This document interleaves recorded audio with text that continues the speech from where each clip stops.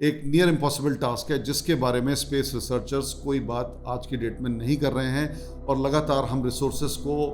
Moon पे जाने के सपने देखने में वेस्ट कर रहे हैं rather than for improving nature on earth.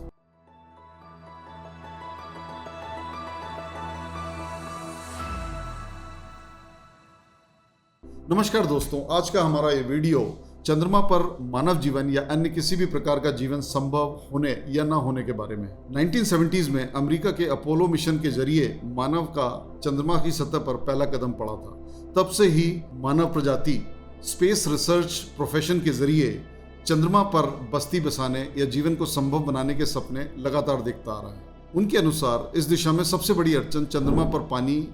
की उपलब्धता होने या ना होने पर निर्भर बताई जा रही है। चंद्रमा पर यदि पानी मिल जाता है तो वहां पर जीवन की संभावना उनके अनुसार बन जाएगी। लेकिन इस बात के कुछ एक अन्य पहलू हैं जो हम इस वीडियो में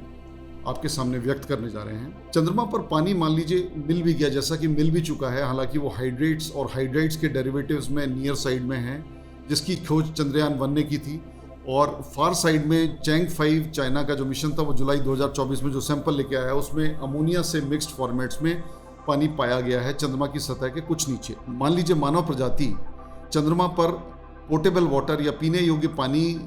को एक्सट्रैक्ट करने में सफल हो भी जाती है तो क्या मानव जीवन संभव हो पाएगा? शायद नहीं। इन पहलुओं के बारे में जो स्पेस रिसर्च प्रोफेशनल्स हैं वो इसके बारे में आज के समय में बात ही नहीं करते। इस बारे में सबसे जो मेजर प्रॉब्लम मुझे आती दिखती है that is about atmospheric pressure. Space और microgravity means absence of atmosphere and pressure.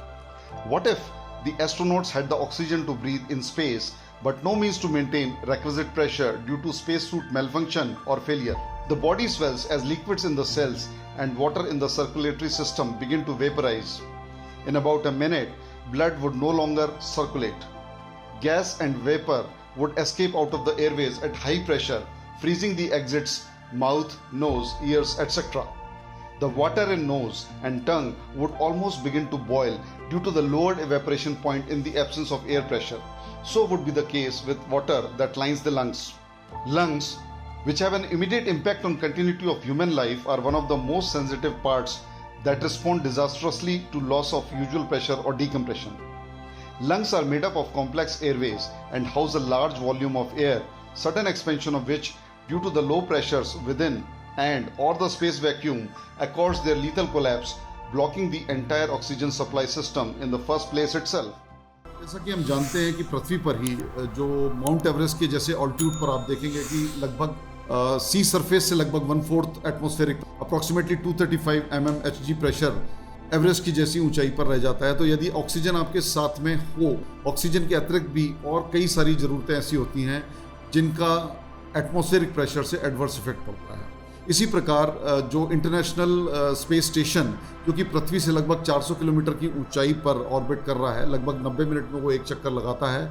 उसके ऊपर भी एटमॉस्फेरिक प्रेशर को लगभग 760 मिलीमीटर Hg प्रेशर के आसपास, जो कि मीन सी लेवल का प्रेशर है, उसको मेंटेन किया जाता है, जिसमें कि नाइट्रोजन का कंपोजिशन 78% और ऑक्सीजन का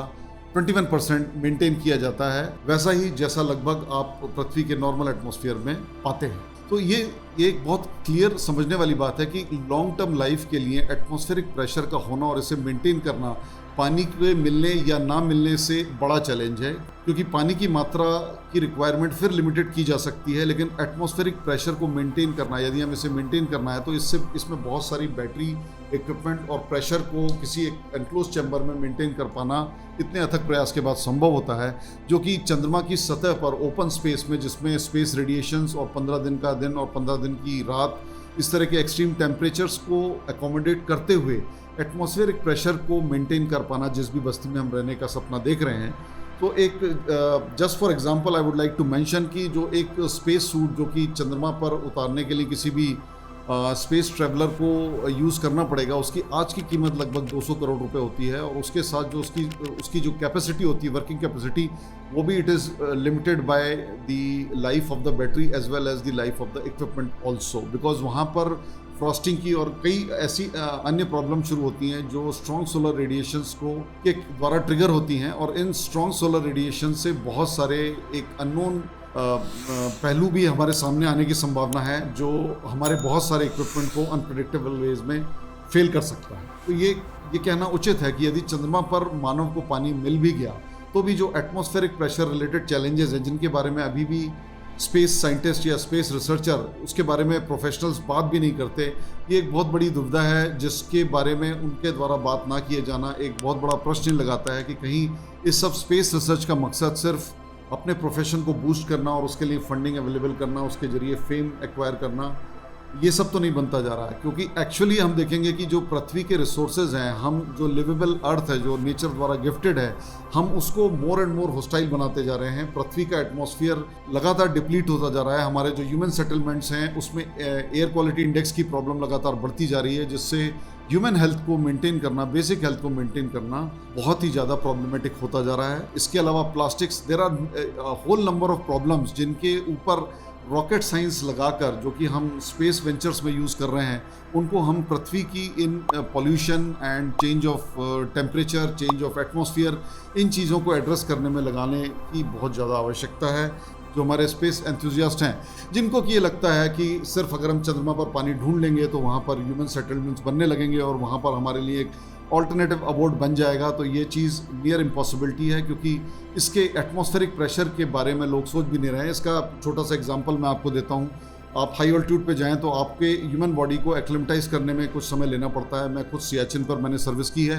तो वहाँ पर जो बॉडी की फिजियोलॉजी है वो बहुत ही ज़्यादा डिफरेंट होती है। बॉडी की जो बेसिक एक्टिविटीज़ होती हैं बहुत ज़्यादा डिफरेंट होती हैं और उनके कोर में दो प्रॉब्लम्स होती हैं, एक oxygen deficiency and second is the atmospheric pressure. तो अगर मान लीजिए आप ऑक्सीजन को टैकल कर भी लें तो भी एटमॉस्फेरिक प्रेशर को टैकल करना